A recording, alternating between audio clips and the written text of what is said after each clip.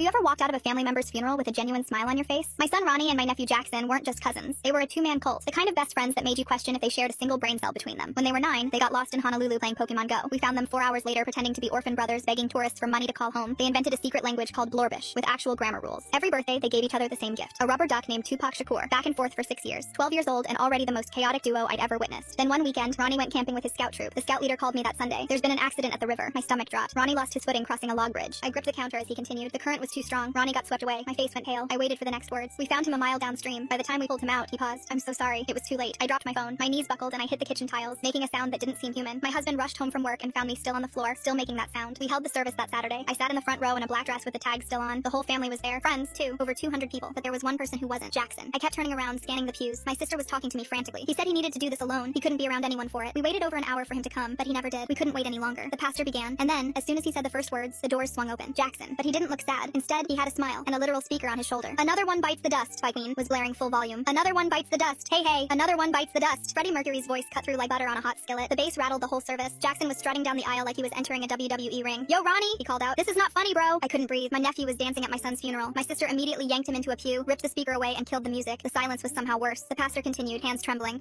Okay, we shall now start the service. But Jackson couldn't stay quiet. Every few minutes he'd yell, "You'll never beat the Irish," an inside joke between him and Ronnie, or start singing, "Give Jellyfish Fields a chance." Everyone was staring at him, angry, disappointed, confused, and in shock. But no one said a thing. No one dared to. How could they? Then suddenly, Jackson stopped making noise. He sat in silence for 20 minutes, then looked up with these teary eyes and said loud enough for everyone to hear, "He's not dead. My best friend can't be dead." Everyone's anger towards him shifted to sorrow instantly. We realized Jackson wasn't being disrespectful or playing some game. He was a 12-year-old boy drowning in denial, or so we thought. When end of the service came, everyone lined up to pass the casket. Jackson stood up too. My sister tried to grab him, but he pulled free and walked toward the front, towards the casket. The whole room tensed. What was he about to do? He reached the casket, looked down at Ronnie. His shoulders shook. Then he licked his finger and shoved his finger in Ronnie's ear. "Wet Willie," he yelled. At a funeral, to a corpse. The whole room paused. "Jackson!" I screamed, running toward him. The pastor dropped his Bible. Grandma staggered into my uncle's arms. Jackson stumbled backward, howling with laughter. I was about to tear Jackson a new one. Then I heard it. Someone said, "Wait, is Ronnie smiling?" I froze, turned back to the casket. My son's lips were twitching, corners pulling up. He was fighting a smile. Ronnie, his eyes shot up. "Goddamn Jackson, the Wet Willie? Really?" He sat up in the casket. The church exploded, screaming, crying. Grandma hit the floor. Jackson collapsed on the ground, laughing so hard no sound came out. Ronnie climbed out of the casket and grabbed him by the collar, also laughing. The pastor stood frozen like he'd witnessed an actual resurrection. I grabbed Ronnie and pulled him into me so hard I probably cracked a rib. Turns out when your son literally comes back from the dead, the first thought isn't how. It's "you're alive." I finally let go after what felt like hours. Then I grabbed both boys by the collar. "Explain, now." Jackson wiped his eyes, still wheezing from laughing. We made a bet. Ronnie said he could fake his death and make it through the whole funeral. If he won, I had to give him my PS5, the one I won at the gaming tournament. Ronnie grinned. I was so close. When I realized he had everyone fooled, Jackson said, "I knew my only chain was to make him laugh. The Wet Willie was my last resort." I stared at them, these psychopaths I'd raised. "You realize," I said slowly, "we were going to cremate you tomorrow." Ronnie's smile vanished. Jackson's too. The room went silent. Ronnie looked at Jackson. Jackson looked at Ronnie. "I still want the PS5. Absolutely not." They argued about it for 3 weeks. By the way, we're suing the funeral home. What kind of idiots don't notice a 12-year-old isn't actually dead for 48 hours?